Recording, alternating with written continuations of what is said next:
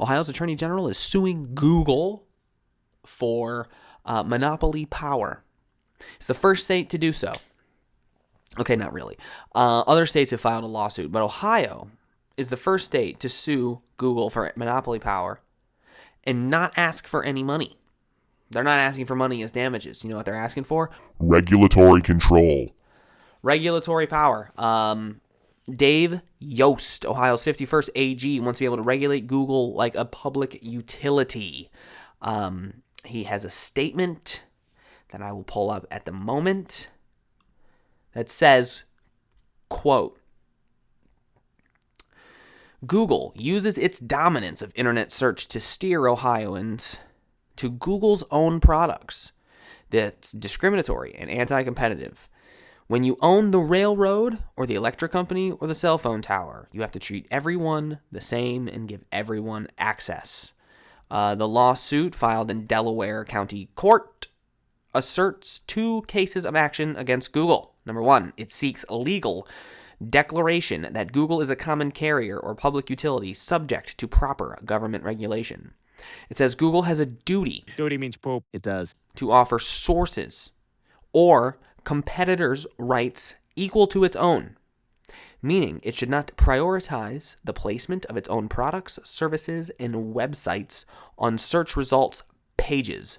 Those equal rights should be extended to advertisements, enhancements, knowledge boxes, integrated specialized searches, direct answers, and other features. Whoa.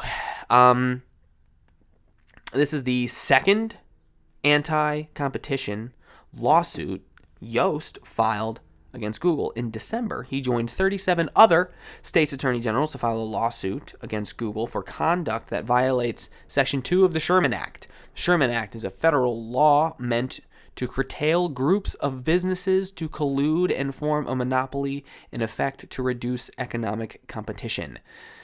He's talking about the big four essentially colluding together and controlling the internet, because they do. It says that's basically the base of the statement on that.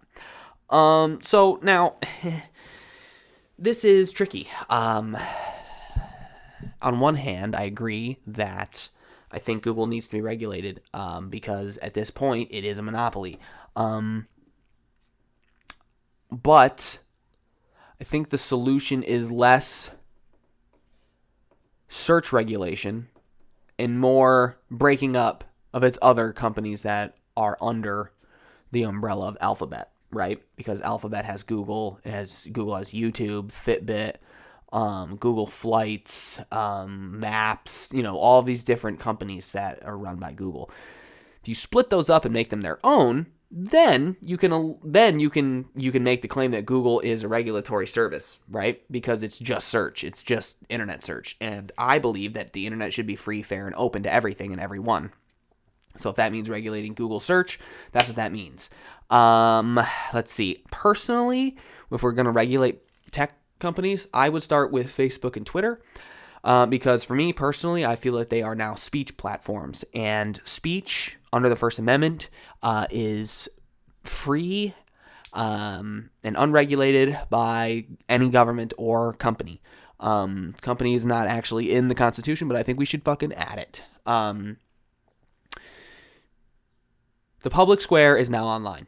We no longer go out and stand on a soapbox and yell stuff, right? When that amendment was crafted, that's how we did it. We used, the public square. Twitter and Facebook are now the new public square. I mean, anyone who disagrees with that is living in a different era, okay? They're the public square. And when you give two multinational corporations the ability to dictate what is said in the public square, not in America, bitch. Can't do that. There was, I can't remember what country it was. I think it might have been South Africa, maybe? Ghana. So Ghana in Africa banned Twitter in the country because Twitter took down the president's tweet. He took it down. Twitter took down a tweet that the president made saying it violated, whatever the fuck on their terms of service. And the president was like, you're going to take, no, you're just not allowed in our country anymore. Sorry. Later. That wouldn't happen if the states regulated Twitter as a public speech platform, and speech is protected, right? Except for direct threats of violence. Can't yell fire in a movie theater, obviously. But ultimately, speech should be protected. And so if we're going to start by regulating tech platforms, we start there. But hey, if we want to start with Google, we can start with Google. That's fine. So, do I think this is going to go over well in court? No. It probably won't even get to court. But the thing about it is, our Ohio's Attorney General signed on to the last lawsuit with 37 other states.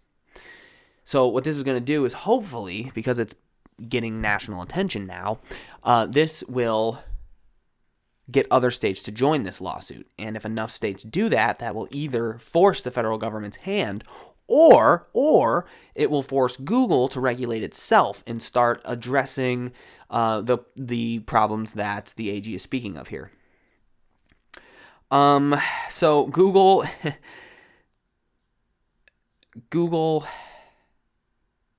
put out a public statement, and it is nothing less than gross propaganda. The public statement is a long one, and it says Google search is designed to provide you with the most relevant sources. If we keep working to improve the results, designing rollouts and helpful features in search, including maps, links to products and services you can buy directly, flight and hotel options, local business information, yada, yada, yada.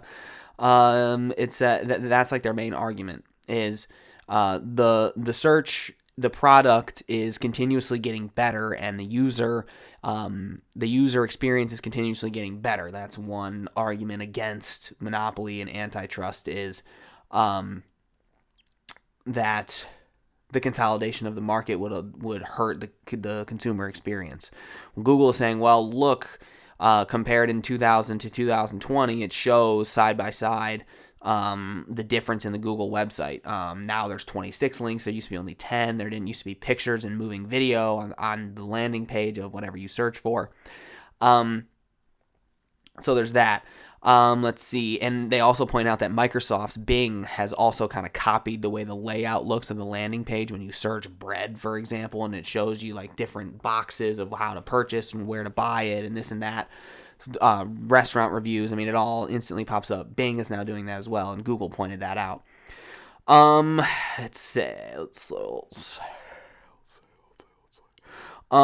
Google tries to argue that if the government regulates search, that will hurt local businesses' ability to connect with local customers.